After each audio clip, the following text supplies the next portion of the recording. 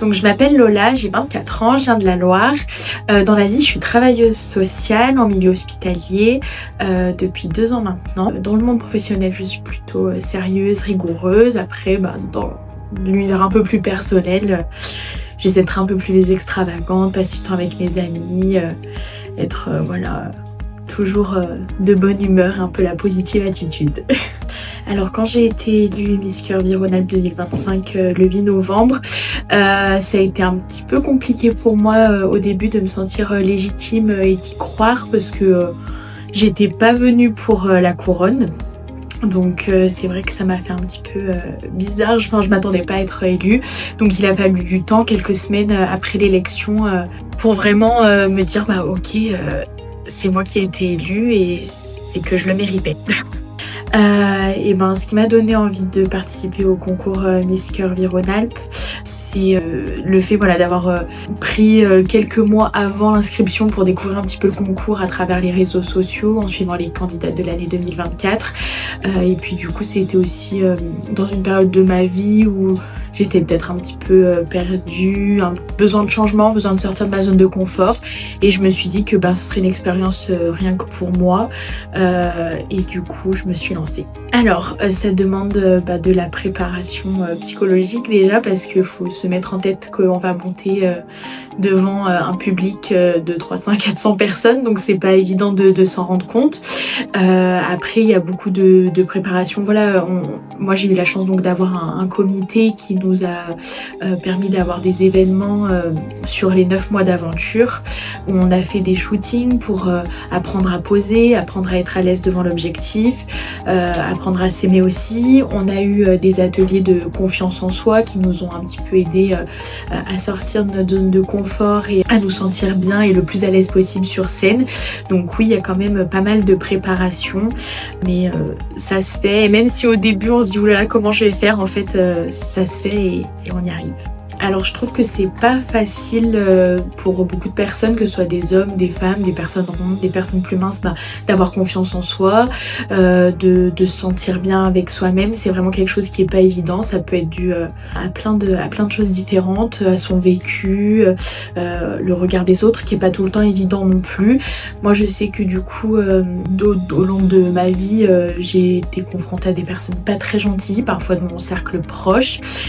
Et en fait, je me suis rendu compte que l'aventure, je l'ai faite pour moi et c'était vraiment, l'idée de prendre confiance en soi et se rendre compte qu'en fait, ce qu'on peut entendre, ce qu'on peut croire que les autres pensent de nous, en fait, ça a pas d'importance parce que quand on apprend à s'aimer, en fait, on se rend compte que c'est ça qui compte et après, le reste, ça reste sur le côté. Il y en a beaucoup. De moments qui m'ont marqué. Alors je pense dans mes sorties officielles depuis que j'ai été Miss, il y a eu une sortie en public sur un marché de Noël que j'appréhendais beaucoup parce qu'en fait les gens ils sont pas là pour voir une Miss défiler en plein milieu du marché de Noël, hein.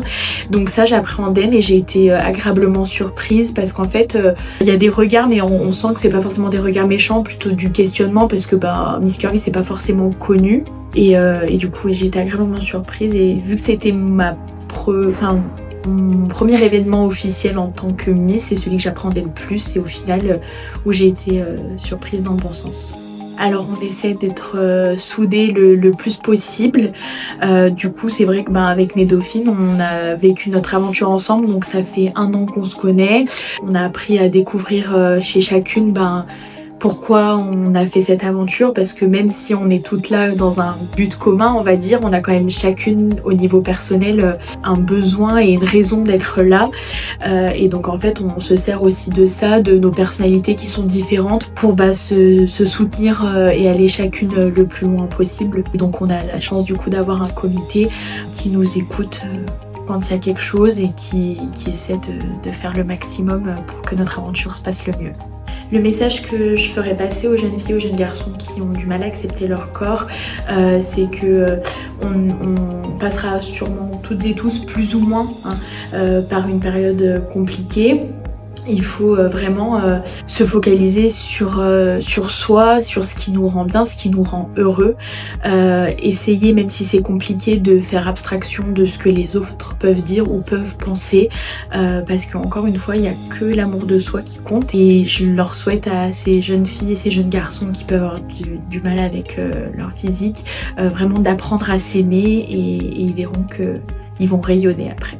Je pense que c'est important, notamment sur les réseaux sociaux, ce mouvement, parce que c'est vrai que on a eu l'habitude depuis des décennies et des décennies d'avoir des idéaux dans les magazines, à la télé, sur les réseaux sociaux, dans les séries, où c'était un physique type, que ce soit pour les femmes ou pour les hommes, et je trouve que c'est vraiment bien que ce mouvement il se développe parce que justement ça permet de montrer la diversité des corps, ça permet aussi à chacun en fait d'avoir la chance de pouvoir peut-être se reconnaître dans l'histoire de quelqu'un, de voir que moi j'ai des vergetures à cet endroit là et dans mes copines personne n'en a, mais en fait cette fille sur les réseaux sociaux elle en a et elle le montre sans complexe, donc en fait moi j'ai plus à complexer non plus. Enfin, c'est aussi le fait de pas se sentir seule et toujours de continuer à s'accepter grâce aussi à ce mouvement et grâce aux autres qui ont le courage de partager leurs différences. Alors au niveau de la préparation pour Miss Curvy France 2026, l'élection qui aura lieu le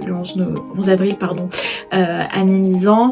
Alors la préparation, il y a plusieurs étapes. Donc il y a tout ce qui va être un petit peu plus le côté technique où voilà, il faut j'ai commandé mes chaussures, j'ai trouvé ma robe pour le final. Il y a aussi une préparation un petit peu comme pour l'élection régionale psychologique, de se dire que voilà, on va se retrouver de nouveau face à un public, on a nos proches qui vont nous soutenir. Donc on a le comité France qui nous accompagne dans toute cette préparation et qui nous suit pour que justement on soit toutes prêtes le jour J à monter sur scène et puis qu'on brille tout ensemble quoi. Si je gagnais Miss Curvy France 2026, je serais vraiment très heureuse. Ça me permettrait vraiment, je pense, de pouvoir réfléchir à continuer à avancer sur les projets, pouvoir aider toutes les femmes qui en ont besoin et qui se reconnaîtront dans mon histoire et même dans l'histoire de n'importe quelle autre candidate, mais vraiment pouvoir continuer à transmettre ce message et accompagner toutes les personnes qui sont sur ce chemin d'acceptation de soi. Et si je devais ajouter quelque chose, je vous dirais que c'est votre regard qui compte le plus. N'oubliez pas de prendre soin de vous, c'est le plus important. Et puis votez 19 pour le 11 avril 2026.